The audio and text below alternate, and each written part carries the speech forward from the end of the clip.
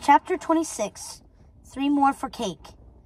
The years flew by at a manic pace.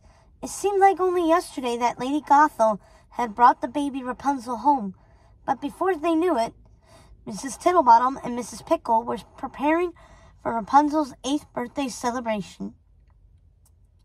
"Can you believe our little girl is turning 8? Asked Mrs. Tittlebottom. Mrs. Pickle was busily wrapping Rapunzel's gifts.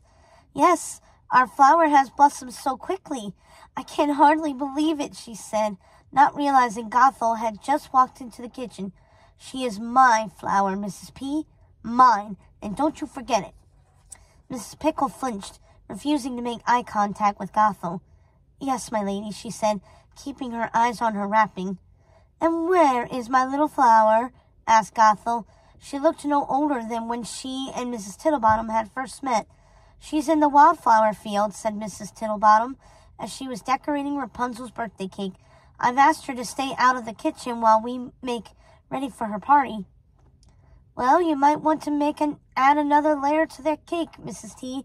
It seems we will be expecting 3 more guests this evening, and you know how much my sisters like cake." Mrs. Tittlebottom sighed. "Do you have any objection to my inviting my sisters to celebrate my daughter's birthday, Mrs. Tittlebottom?" Gothel asked with a false smile and a sing-song cadence to her voice. "No, Lady Gothel, none whatsoever." "Very good," said Gothel, exiting the room and leaving the ladies awestruck. "Did you see what she was wearing?" asked Mrs. Pickle after Gothel left the room. "Oh, I did. It used to break my heart seeing her dressed like those horrible sisters of hers.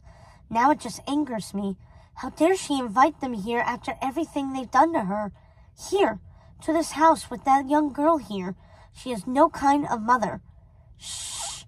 Don't say that so loud," said Mrs. Pickle, looking to see if Gothel was still about. "I'm not afraid of her," said Mrs. Tittlebottom, slamming her hand on the table, causing the flour to billow and get all her flower-patterned apron. "Aren't you? I know I am, and I'm even more afraid of those sisters of hers. If you want to know the truth, from everything you've said, they sound like the stuff of nightmares." And so we are," said someone outside the open window. "We are the stuff of nightmares, and don't you forget it." A chill went through the ladies as they saw the odd sisters peering ominously in at them through the kitchen window. "So what's this? Mutiny?" asked Lucinda as she and her sisters made their way through the kitchen door. Mrs. Tittlebottom's heart almost stopped. "Calm yourself, old woman. We don't want you keeling over before you're done making the beautiful cake," said Lucinda. "No, we couldn't have that," Ruby laughed. "That would be a shame." "Yes, I am so looking forward to having a slice of birthday cake," said Martha. "When was the last time we had birthday cake? Was it at Maleficent's birthday?" asked Ruby. No, we didn't have cake that day.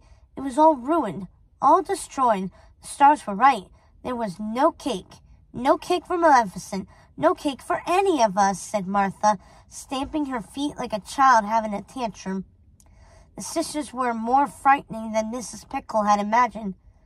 "Oh, you have no idea," said Lucinda, laughing. "And who is this? Mrs. Pickle, is it? What a strange name. I'm sure it would mean something, but honestly, don't care."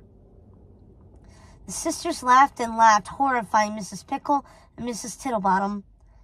"Sisters, you're here," said Gothel, as she made her way into the kitchen, her arms outstretched. She was wearing the same dress as the odd sisters. It was uncanny to see the 4 of them with their matching dark ringlets, pale faces, tiny red lips, and pink circles painted on their cheeks, all of them looking like terrifying marionettes. Mrs. Tittlebottom could tell the odd sisters were in shock from seeing Gothel dressed like that. "Gothel, hello," said Lucinda, hardly knowing what else to say. Oh, I saw you in your mirror, the one you left here, the one you thought to pass off as my mother's so you could spy on me, said Gothel to the confused odd sisters. You gave Gothel one of our mirrors? Yelled Ruby. Stop giving away all our treasures, Lucinda. We did no such thing, Gothel, said Lucinda. I left it as a gift. It was a way for you to contact us when you saw fit to do so. Then why hide it among my mother's things? No matter. I treasure it. Let's not dwell in the past. I'm so happy to have my sisters back at last. The odd sisters were speechless. They couldn't quite get over her being dressed like them, and they weren't entirely sure why she had invited them. I have so much to show you, so much to tell you. You won't believe the progress I made, said Gothel, like an excited child sharing a favorite piece of artwork with her parents. We, can't wait to see it, said Lucinda, wondering if they had made the right decision in coming to see Gothel. Come with me. Come now, said Gothel, dragging the sisters toward the cellar door. What about the birthday girl? Said Martha, looking around trying to spy her. What about her? Snapped Gothel. What do you want with her? Gothel's face transformed into something monstrous. We just wanted to wish her a happy birthday, that is all. It can wait, said Ruby. Yes, it can wait, said Gothel, smiling at the odd sisters. Oh, yes, let's wait. Show us what you're so excited about, Gothel, said Lucinda, letting Gothel lead them down to the cellar. Mrs. Tittlebottom found it amusing to see the odd sisters so frightened of Gothel. She wondered what it was they knew about her that caused such fear. Then again, Mrs. Tittlebottom didn't know much, and everything within her was telling her to leave the house at once. And she would have if it weren't for Rapunzel. She couldn't leave her little girl alone with those witches, because surely that was what they were, witches. And everyone knew what witches did to children in fairy tales. The last thing Mrs. Tittlebottom wanted was to see Rapunzel cut up into little pieces and baked in a pie, or put into a long death-like sleep, or into some witch's oven, or locked away in a tower, or even kissed by some prince taking far too many liberties with a sleeping princess. Nope, Mrs. Tittlebottom was going to stay put. Her Rapunzel needed her. Even as old as she was, she would protect the girl with everything she had. Rapunzel, come inside, will you? The old woman called out the back door. Mrs. Tittlebottom smiled, seeing her sweet girl run in from the field of wildflowers. There's my girl. Here, you look a mess. Let me brush that long, unruly hair of yours.